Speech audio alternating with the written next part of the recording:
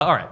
Now, if I can take us down a little bit and be a little bit of a Donovan Downer, just to talk about the dings in the Quinyon Mitchell profile. He will be 23 in July. I'm looking at the list here of the 46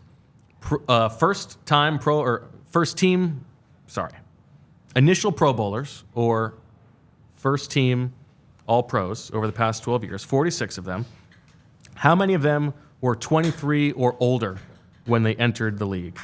Of the 22 first-round picks, there was Devin Witherspoon last year, so that's a recent one. There was Xavier Rhodes, and there was Byron Jones. So that's 3 of 23. Not great. In the second round, Xavier Howard and Janoris Jenkins, James Bradbury, Tim Jenkins, Casey Hayward. So in the second round, it's a little bit more likely. And then after that, there are a few late guys like Richard Sherman and Deron Bland on day 3. Also, guys who were from smaller schools. The Power 5 percentage is fairly high, especially early on. Now, Sauce Gardner was from the American Conference, so not one of the Power 5 schools.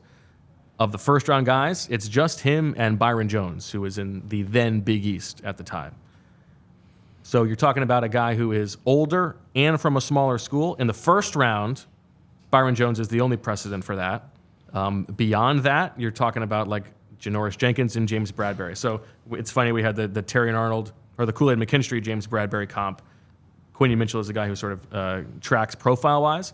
It's not a great bet on those merits, but you're trusting your scouts, you're trusting your eyes, you're trusting your coaches, and you're trusting what you saw at the Senior Bowl. How do you think he fits into what Fangio has done kind of throughout his career in terms of what he's looking for his corners? I mean, in college, he was a zone specialist, right? That was the knock on him coming into the Senior Bowl. And so Fangio's playing primarily zone, so that seems like a fine fit. Good tackler is the book on Quinyon Mitchell, so that would seem to fit as well. I'm not sure if there's much inside-outside versatility. I'm sure he's certainly athletic enough to do it.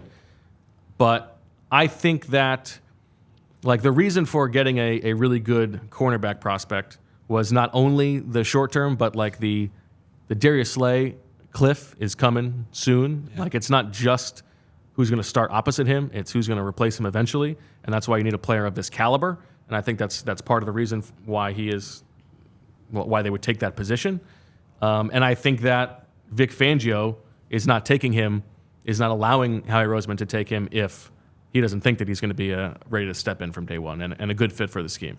Yeah, and I think the way you just put it, right? Because really the Eagles don't know they did not know what they were going to get from their other cornerback outside of Slay. Like, I hope Keely Ringo is good, and he showed some good stuff at the end of the year, but that wasn't a guarantee. So I think you could probably put it in the perspective of like they're probably getting ahead of an issue here. Because like you said, Darius Slay, I would love maybe one more good year from him, but honestly, seeing James Bradbury over the past year goes to show like when a corner drops off, it's usually really fast. It's usually pretty ugly when that happens. I hope Slay has a little more time. So yeah, getting somebody with this resume, I like that.